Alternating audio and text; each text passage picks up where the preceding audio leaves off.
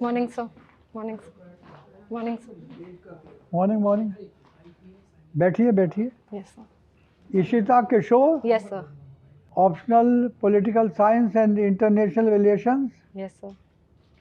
You belong to Secunderabad Hyderabad Yes, sir. My birth was over there. Okay now where are you located So my current residence is in Greater Noida, Uttar Pradesh. Okay how come So actually, my father was in the Indian Air Force. So during my birth, he was posted in Sikandrabad in Telangana, and after his demise, Greater Noida. We are sorry that your father is no more but when did he pass away So this was 2004. 2004 Yes, sir. So I was 7 years old at that time. okay okay okay and what rank did he enjoy in the air force So he was Wing Commander Sanjay Kishore. अच्छा अच्छा wing commander थे Ji, sir.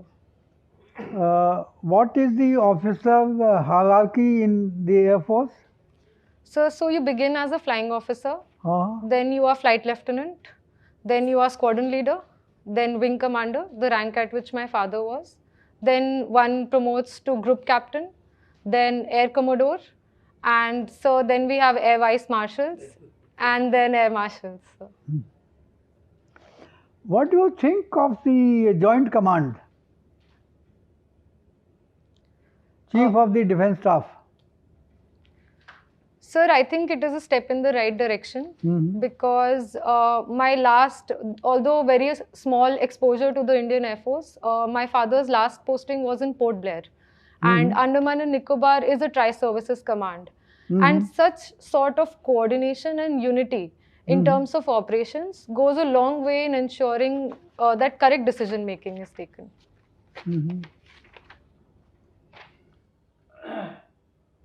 you did your high school from the Air Force Bal Bharati School ये जो Khan Lodi market के Road. पास है Yes, sir. अच्छा अच्छा and you did your +2 from the same institution Yes, sir. then you did your BA honors political science Indian economy political science development theory and public economics macroeconomics from the SRCC Yes, sir. tell us something about SRCC So, Sriram College of Commerce yes, sir. So, the Sriram College of Commerce is one of the foremost institutes in India. It comes under the Delhi University and it is very famous among people because of its record placements. But other than its placements, I think the academic rigor at the institution is great and it offers a number of extracurricular opportunities to the students. And one thing I would like to point out that was unique about my institution was the kind of entrepreneurial spirit it generated in each one of us. We were given autonomy with our societies, we raised funds, we conducted our activities, and it was a great learning experience. who was Sriram after whom the college is known as Sriram College of Commerce Sir, it is known after Lala Sriram, and he was an industrialist. And at that time in 1927, he had set this college up in Daryaganj. And later it moved to Maurice Nagar in Delhi University. What sort of India do you envision in 2047? Economically, socially, politically, militarily, and technology-wise. What sort of India would there be in 2047?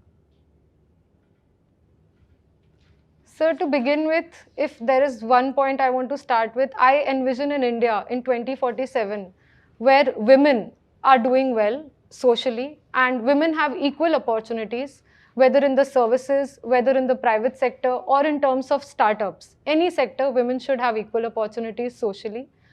Sir, economically, while the short-term dream is of a 5 trillion economy, I envision India to increase its share in the global trade by 2047. So politically, India's civilizational culture can be taken a long way and it can spread the message of not just peace, but also a sense of fraternity and brotherhood, which is also the theme of G20, which is Vasudev Kutumbakam, that the whole world is one family.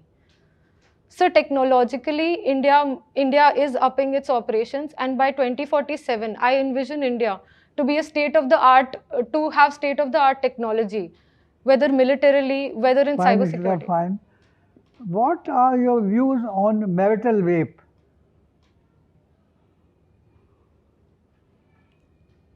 Sir, I feel rape is rape, and whether within marriage or outside, it is non-consensual, and it must be condemned. Now जो there are, Amitabh Bachchan ने pink में कहा था, ji sir, when a woman says no, it is a it, no. sir, his famous dialogue was that no in itself is a statement. Okay. And it does not need any backing. It does not need any explanation. So I agree with him. And while there are a number of repercussions in terms of how we will find out false cases, frivolous cases, how this will be implemented, there will be a number of challenges. Fine, Ishita, fine. What are your views on the reservation of 10% for the economically weaker sections,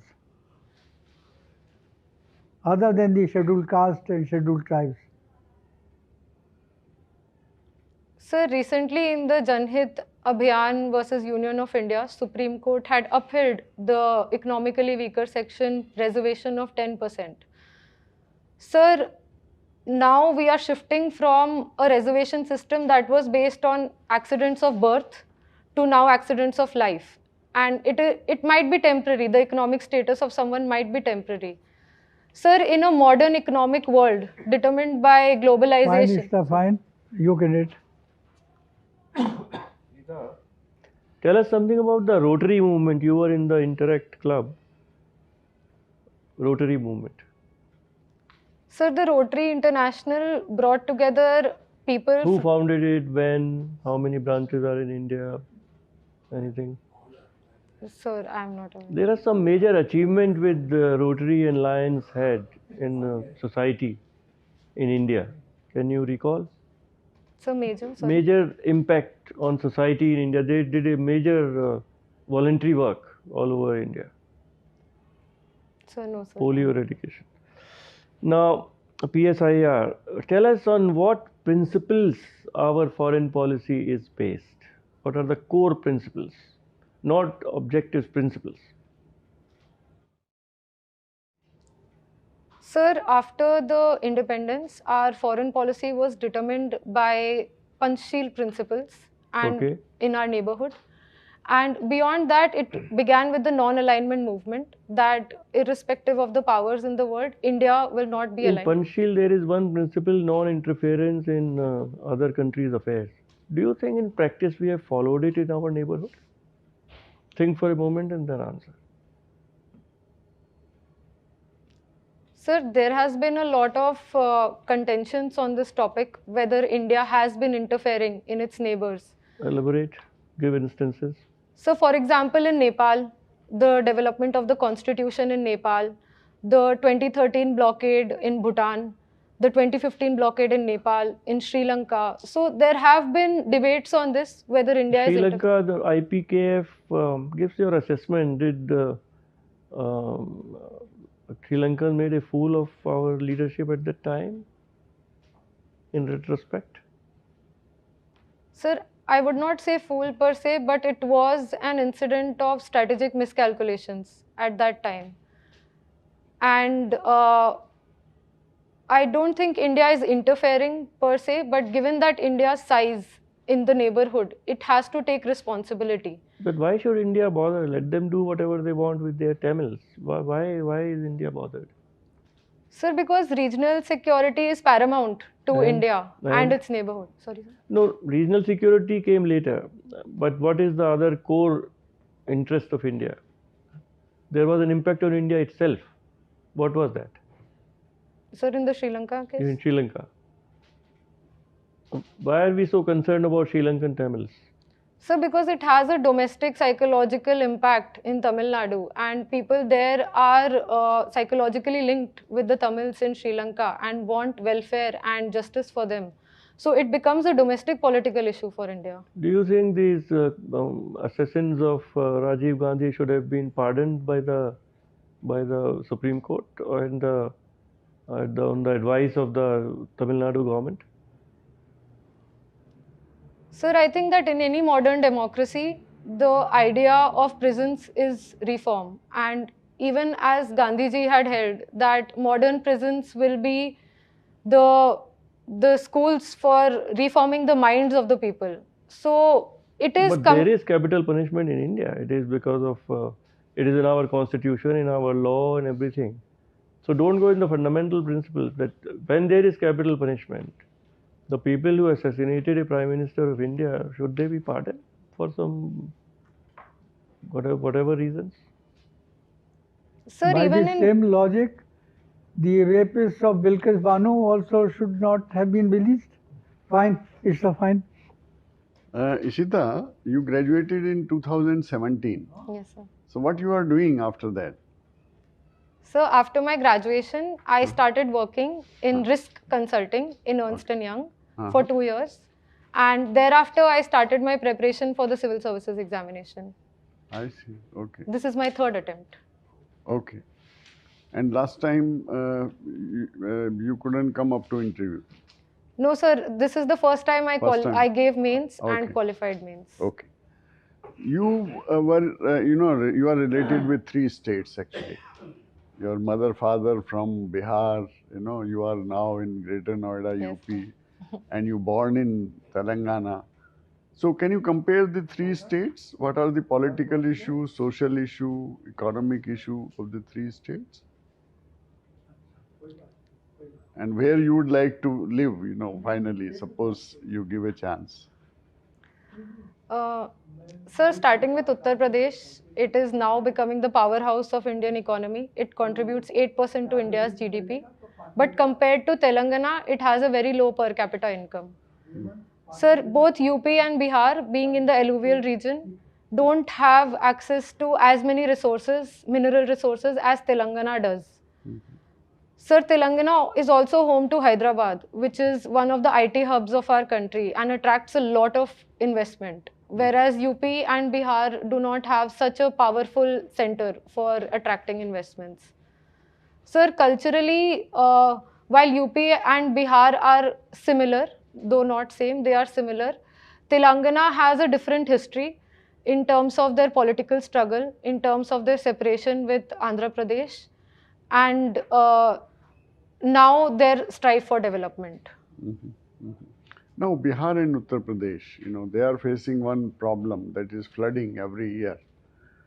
So, what you will do, suppose you are a district magistrate in Madhubani district, or maybe Bagh district, or what you will do there in Bihar, to minimize the impact of flood? Sir, as the district magistrate, I would divide my plan of action into 3 areas. I would take some immediate steps. That would be, firstly, that people should be aware. These floods are not a surprise anymore. They are periodic. They can be expected and predicted during certain seasons. So people should be prepared.